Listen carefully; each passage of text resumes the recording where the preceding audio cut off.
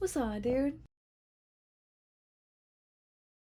Hello, everybody. Welcome back to my YouTube channel. If you're new here, hello, my name is Carlee, and I do crime stories on things that are happening right now in today's media. But I don't make super long videos because my videos are mainly aimed at people that, maybe don't love true crime but still want to know like what's going on. So I just give you a brief summary of the story, but I stick to the facts. I don't get too much into speculation. At the end, I do give my own opinion, but I try to keep it very mild. My goal is to stay very respectful of the victims, and I don't try to dig for names when someone isn't named in a story because just got to be respectful. But anyway, so I had been getting some comments about people that were like, you should make your videos longer, or like, this isn't very respectful, you're keeping it so short, you're not telling the whole story. Well, I do tell this whole story. I just stick to the facts and the big things that are super important to the story. So I just kind of wanted to clarify that before we jump into it. But with all that said, let's just get right into it. Alexander Blackwelder, 26 years old, is a youth pastor from Tupelo, Missouri, who has recently been charged for 2 counts of sexual battery and enticement of a child to produce visual depictions of adult sexual conduct. Now, this is a story where the victim is a minor, so I am not going to be saying their names. It's just a young girl, so 16-year-old girl. So I don't want to name her because she has her whole life ahead of her. So Alexander is accused of having sex with a 16-year-old church member.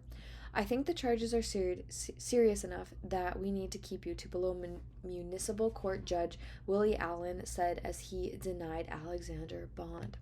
On February 15th, the police received a tip that Alexander was having an inappropriate relationship with the 16-year-old girl. The police had an interview with the girl as well as her parents because she's a minor.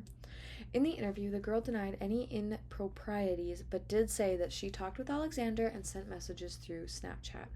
The parents did sign a consent form for the detectives to go through their daughter's phone, and police detective Hal Veal said that there were sexual videos and pictures on her phone, as well as conversations between the girl and Alexander that made Hal believe that they were, in fact, having sex. Alexander had also denied any inappropriate relationship going on between the two on February 17th. That's when he had admitted that. Allegedly, when brought into the police station to be questioned, Alexander did admit to having a relationship with the girl starting in October of 2022 and that it was more than a friendship. He admitted that they had sexual intercourse, and on 2 occasions, they had sexual intercourse. Sorry, I read that funny. And exchanged inappropriate video and pictures, Hal said. On February 22nd, Alexander was booked into the Lee County Jail around 5 p.m. If convicted of enticement, he could face up to 40 years in prison, which I think is totally justified. The sexual battery could get him up to 30 years in prison for each count. He had a bond set at $100,000, but the judge denied bond, saying that they could revisit the matter during preliminary hearing. So that is just kind of where this case ends as of right now. I think it's a very sad situation. No minor should be put in a situation like that where someone older than them is trying to um, entice them. I don't know. I think it's really sad, and I really do hope that he is in prison for a good long while because I think that he deserves it. But I hope that the 16-year-old is able to go on and live a happy, fulfilling life, and maybe even gets a little bit of therapy as well, just to help her cope and understand with what happened and the severity of it. Also, this happens a lot. If you guys are wondering, it's just my dogs. They like to come in and visit me while I do videos.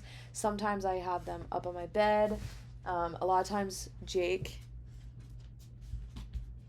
he sleeps on the floor of my room. So if you guys are ever wondering why my door just randomly pops open, I don't even really acknowledge it anymore.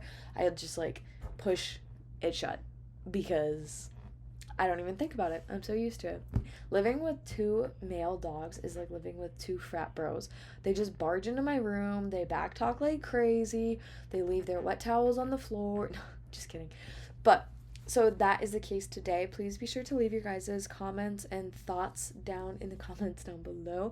But remember, be respectful because these stories are about real people and they may, at some point in their life, see this video and read the comments. So please just make sure to keep it respectful. But that is it for me today. Don't forget to give this video a thumbs up and also subscribe if you want. If not, totally fine. Thanks for hanging out with me in this video. But for those of you that will be back tomorrow, let's see, tomorrow's Sunday. Okay, yep, see, there's another one. Sunday, I think I'm gonna have another true crime career video, but if not, it's just gonna be a vlog. I'm trying to get back into those because that's what I used to do a lot of. Someone needs attention. Okay, but anyways, either way, I will definitely have a true crime career video for you guys on Monday, and it'll be up at 7 a.m. All right, I hope you guys have a great weekend and a great rest of your day. Bye, guys.